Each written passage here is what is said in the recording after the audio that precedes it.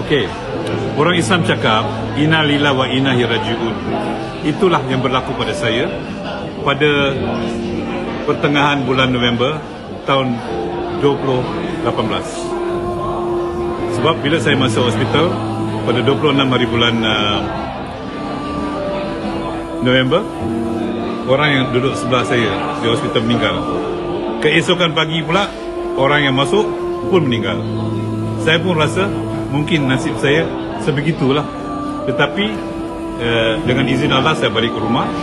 Tetapi saya telah mendapat lawatan daripada beberapa orang.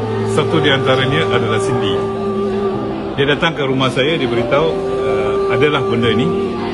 Kita baru nak mulakan perniagaan tersebut, tapi daripada 1000 kotak dia tinggal satu kotak. Kotak itu adalah Shiruto. So, masa tu suami Cindy, RCC Cindy, Kelvin, dia buka satu sesi suruh saya try.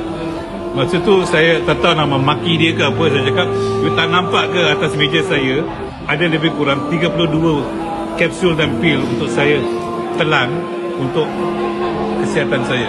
Sebab kesihatan saya sudah memudarat. Baru keluar dari hospital, dah ada satu bag kat sini, bag kolostomi, sebab situasi memang teruk. So saya pun buka tu, cuba. Kelvin pun dah balik. Keesokan pagi saya nampak anak saya dia tinggalkan kotak tu dengan gunting. Saya pun cuba lagi. Lepas cuba, saya dengan beberapa minit saya bangun. Pakai pampers pun jatuh. Saya pergi tandas, mandi.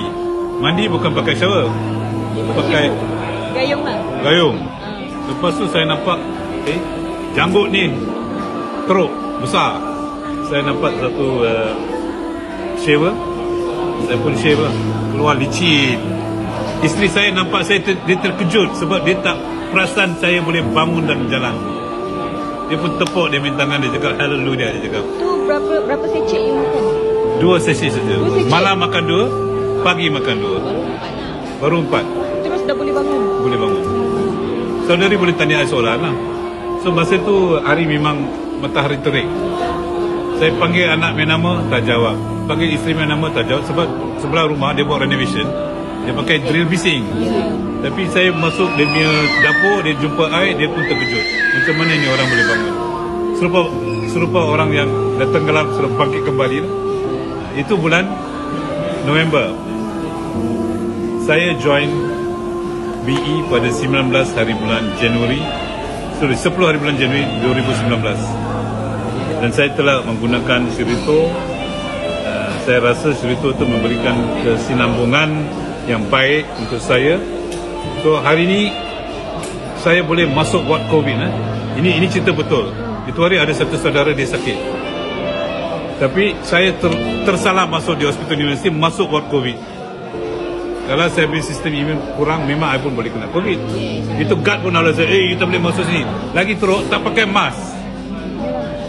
So saya nak katakan operation ataupun operation untuk saya pada 2 hari bulan April 2021 sampai sekarang, satu tablet untuk batuk ke untuk sesama pun saya tak pernah makan. Saya hanya ambil Shiruto.